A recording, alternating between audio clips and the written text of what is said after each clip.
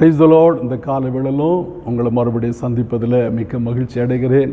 இந்த நாளிலும் நான் ஒரு வேத வசனத்தை தியானிப்போம். பிலிப்பியர் 4 அதிகாரம் 5 வசனம். பிலிப்பியர் 4:5. உங்கள் சாந்த குணம் எல்லா மனுஷருக்கும் தெரிந்திருப்பதாக கர்த்தர் சமீபமாக இருக்கிறார். பிரியமானவர்களே, பவுல் பிலிப்பி சபைக்கு எழுதும்போது சொல்லுகிறார், உங்கள் சாந்த குணம் எல்லா மனிதருக்கும் தெரிந்திருப்பதாக. எல்லா மனிதரும் நீங்கள் சாந்த குணம் உள்ளவர்கள் என்பதை அறிந்து கொள்ள வேண்டும். உங்களுடைய சாந்த குணம் எல்லா மனிதரும் என்பதாக வெளிப்பட வேண்டும் என்று இங்கே எழுதுகிறார். நம்முடைய வாழ்க்கையில் கூட நான் ரட்சிக்கப்பட முன்னாடி பாவிகளாய் காணப்பட்டோம், கோபக்காரர்களாய் காணப்பட்டோம், வைராக்கி உள்ளவர்களாய் காணப்பட்டோம். பல மாம்சிக சுபாவங்களை உரியவர்களாக, பல மாம்சிக சுபாவம் உள்ளடக்கப்பட்டவர்களாக நம்ம காணப்பட்டோம். ஆனால் தேவனால் சந்திக்கப்பட்ட பிற்பாடு நான் தேவனுடைய பிள்ளைகளாகவே இருக்கிறோம். அப்போ தேவனுடைய பிள்ளைகளாக இருக்கிற நாம் நம்முடைய சாந்த குணத்தை காத்து கொள்ள வேண்டியது அவசியம். ஏன் சாந்த குணத்தை காத்து கொள்ள வேண்டும்? நாம் ரட்சிக்கப்பட்ட உடனே பழைய சுபாவம் எல்லாம் போய்விட்டதா? இல்லவே இல்லை. பவுல் கொரிந்தியர் எழுதும்போது 2 கொரிந்தியர் 5:17 சொல்கிறாரு, இப்படி இருக்க ஒரு கிறிஸ்துவுக்குள் இருந்தால் அவன் புது சிருஷ்டி, பழையவைகள் ஒழிந்து போகின, பழைய பாவம் ஒழிந்து போனதை, பழைய சாபங்கள் ஒழிந்து போயிட்டது. ஆனால் பழைய சுபாவங்கள் இன்னும் நம்முடைய வாழ்க்கையில் ஒட்டி கொண்டிருக்கிறது. அதனால தான் இன்னும் பவுல் இவ்விதமாக எழுதுகிறாரு, ஆவியினாலே மாம்சத்தின் கிரியைகளை அழித்தால் பிழைப்பீர்கள். ஆவி மாம்சத்துக்கு விரோதமாகவும் மாம்சம் ஆவிக்கு விரோதமாகவும் போராடி கொண்டிருக்கிறதுன்னு சொல்லி இதை கேட்கிற நம்முடைய வாழ்க்கையில் கூட ஆவிக்கு விரோதமாக மாம்சம் போராடி கொண்டிருக்கிறது. அநேக நேரங்களில் கோபம், மூர்க்கம், வைராக்கியம், பகைகள் நம்முடைய வாழ்க்கையில் வந்து போகிறது. ஆனால் ஏதோ கிரியை செய்ய விடாதபடிக்கு ஆவியினாலே அவைகளை நம்ம இந்நாள் வரைக்கும் காத்து கொண்டிருக்கிறோம். அதனால் அந்த பாவ கிரியைகள் நம்முடைய கிரியை செய்ய முடியவில்லை. சில நேரங்களில் கிரியை செய்கிறது, ஆனாலும் முன்னே நான் ரட்சிக்கப்பட முன்னாடி இருந்தது போல அவைகளை கிரியை செய்ய முடியாதவர்களாக காணப்படுகிறது. இந்த சாந்த குணம் இயேசு மலை பிரசங்கத்தில் சொல்லும்போது, சாந்த குணம் உள்ளவர்கள் பாக்கியவான்கள், அவர்கள் பூமியை சுதந்திரித்துக் கொள்வார்கள் என்று சொன்னார். அந்த சாந்த குணம் ஆவியின் கனிகளில் ஒன்று. கலாத்தியர் 5:23 வாசிக்கும்போது ஆவியின் கனிகளில் அது ஒன்றாய் காணப்படுகிறது. இந்த சாந்த குணம் நம்மை அலங்கரிக்கக்கூடிய ஒரு அலங்காரமாய் காணப்படுகிறது. பேதுரு 1 பேதுரு 3:4 அவர் சொல்லும்போது சொல்லுகிறாரு, அழியாத அலங்கரிப்பாக இருக்கிறதான சாந்தமும் அமைதலுள்ள ஆவியே உங்களை அலங்காரமாக இருப்பதாக. அப்போது சாந்த குணம் நம்முடைய வாழ்க்கை இருக்குமானா அது ஒரு அலங்காரமாக, ஒரு அணிகலமாக காணப்படுகிறது. இன்றைக்கு நம்முடைய வாழ்க்கையில் சாந்தம் ஒரு அணிகலமாய் காணப்படுகிறதா? ஆண்டவர் இந்த திவ்ய சுபாவத்தினாலே நம்மை அலங்கரித்து கொண்டிருக்கிறார். கோபம், மூர்க்கம், வைராக்கியம் உள்ளவளாய் காணப்பட்டோம். இன்றைக்கு சாந்தம், அமைதி, அன்பு உள்ளவளாக அலங்கரித்து வைத்திருக்கிறார். ஆனால் இந்த அலங்காரம் சில நேரங்களில் நாம் மாம்சிக கிரியைகளுக்கு நம்மை அர்ப்பணிப்போமானால் அவைகள் கரைந்து போகும். பாருங்க, மோசே குறித்து ஆண்டவர் சொல்லும்போது என்னாகுமோ 12:3 சொல்கிறார், மோசையானவன் பூமியில் உள்ள சகல மனிதர்களும் சாந்த குணம் உள்ளவன் என்று ஆண்டவரே சாட்சி கொடுக்கிறார். அந்த மோசையுடைய பழைய சுபாவத்தை நீங்கள் பார்ப்பீர்களானா, யாத்திராக 2 வாசிக்கிறோம், ஒரு எகிப்தியனை மோசே ஒரே நபராக அடித்து கொன்று ஒரே நபராக புதைத்து விட்டான். அவ்வளோ பெரிய கோபக்காரனாய் காணப்பட்டான்.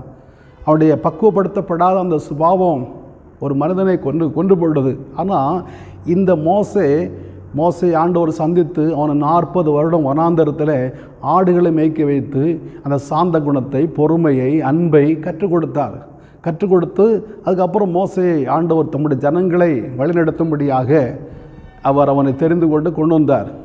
இப்போது இந்த மோசே சாந்த குணம் உள்ளவனாய் காணப்படுகிறான்.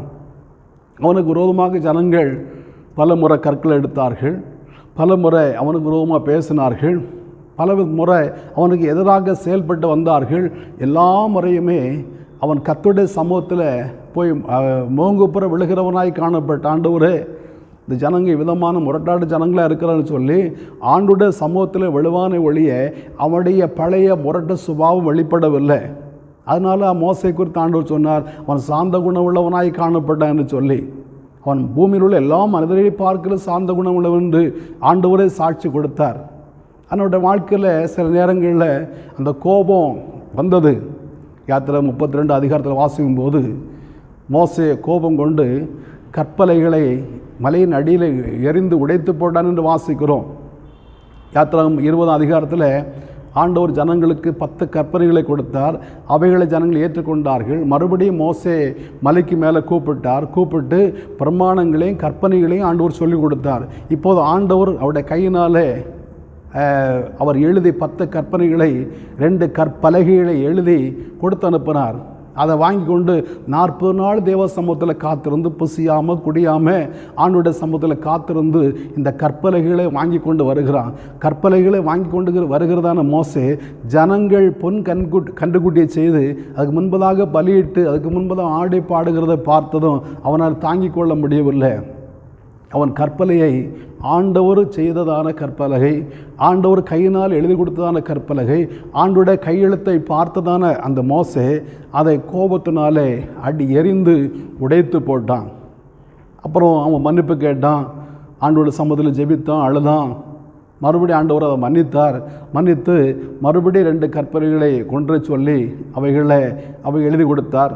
அவ்விதமாக அவன் வாழ்ந்து கொண்டு இருக்கிறான். ஆனால் அவனுடைய வாழ்க்கையில் மறுபடியும் ஒரு முறை கோபம் வந்தது. எண்ணாகமம் 20 அதிகாரத்தில் நான் வாசிக்கும்போது மோசே கோபம் கொண்டு அந்த கன்மலையை 2 முறை அடித்தான் என்று வாசிக்கிறோம். பாருங்கள், ஒரு முறை ஆண்டவர் மன்னித்தார், ஒரு முறை ஒருவேளை அவன் கர்த்தருக்கா பக்தி வைராக்கியமாய் செயல்பட்டான் என்று கூட எடுத்துக்கொள்ளலாம். வார்த்தையினாலே ஆண்டவர் 10 கற்பனைகளை கொடுத்தார். இப்போது அவன் எழுதி வாங்கி கொண்டு வந்திருக்கிறான்.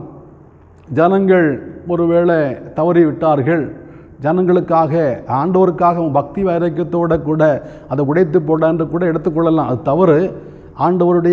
ஆண்டவர் கொடுத்ததான் அந்த பரிசுகளை இழந்து விட்டான். ஆனால் மறுபடியும் அவைகளை பெற்றுக்கொண்டான்னு வைத்துக்கொள்வோம். ஆனால் இந்த 20 அதிகாரத்தில் வாசிக்கும்போது ஆண்டவர் கன்மலையை பார்த்து பேசும்படி சொன்னார்.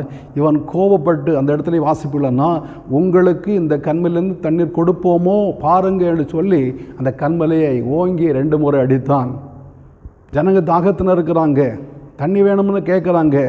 ஆனால் அவருடைய அக்கா இறந்ததான துக்கத்தில் மோசே இருக்கும்போது ஜனங்கள் இப்படி அழுததை பார்த்து அவன் இந்த கன்மலையிலிருந்து உங்களுக்கு தண்ணீர் கொடுப்போமோ என்று சொல்லி கன்மலை அடித்தான். அது பாவமாய் முடிந்தது. ஒருவேளை தண்ணீர் அங்கேருந்து புறப்பட்டது.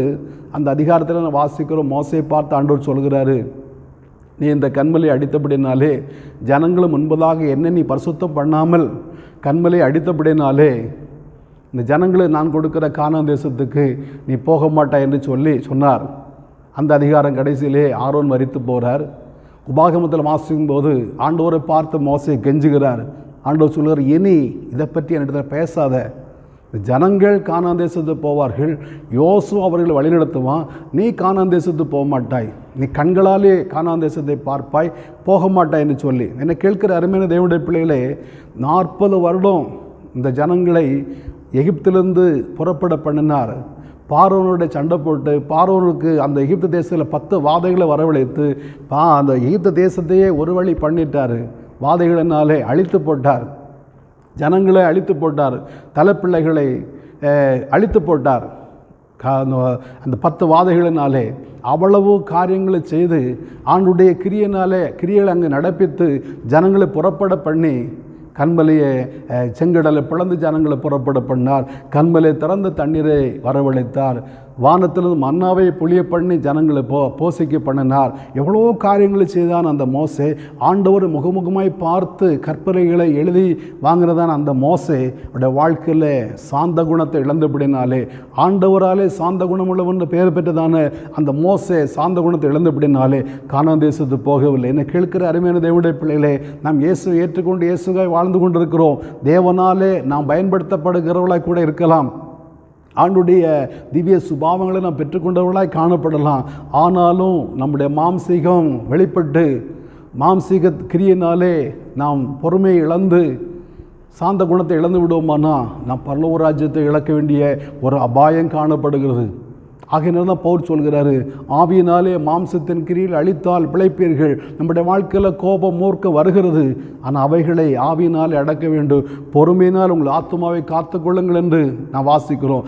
பொறுமையினால் நம்முடைய ஆத்மாவை காத்துக்கொள்வோமானா, சாந்த குணம் உள்ளவளாக நாம் காணப்படுவோமானா, ஆவியின் கனிகள் நிறைந்தவளாய் காணப்படுவோமானா, திவ்ய சுபாவத்தை நம்மை அலங்கரித்து கொண்டவளாய் காணப்படுவோமானா, நாம் பரமரக்காரனை அல்ல பரலோராஜ்யத்தை நான் சென்றடைய முடியும். இல்லாவிட்டா மோசே போல பரிதாபமாக காணப்பட வேண்டிய நிர்பந்தம் காணப்படும்.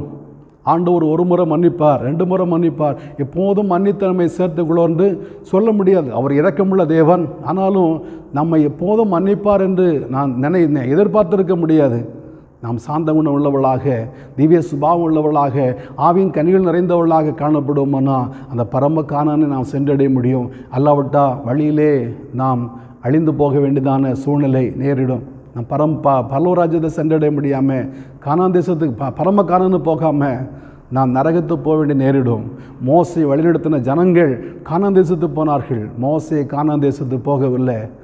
நாம் ஆதாயப்படுத்தின ஆத்துமாக்கள் பரலோராஜ்யத்துக்கு போவார்கள், நாம் பரலோராஜ்யம் போகாமல் நரகத்துக்கு போக வேண்டிய அந்த அபாயம் காணப்படுகிறது. ஆகையினாலே இந்த காலையில் இந்த வார்த்தையை கேட்கிற நம்முடைய வாழ்க்கையில் சாந்த குணத்தை ஆண்டவர் தரும்படியாக ஜெபிப்போமா? நல்ல பிதாவே, நன்றியோடு துதிக்கிறோம், வாழ்த்துறோம். ஆண்டவரே கித்தாவே, உங்களுடைய சாந்த குணம் எல்லா மனிதரும் தெரிந்திருக்க கடவுதென்று பவுல் ஆண்டவரை கித்த பிலிப்பியர் நிரூபித்து எழுதுகிறாரப்பா. ஏசப்பா, எங்களே சாந்த குணம் உள்ளவளாய் மாற்றுவீராக.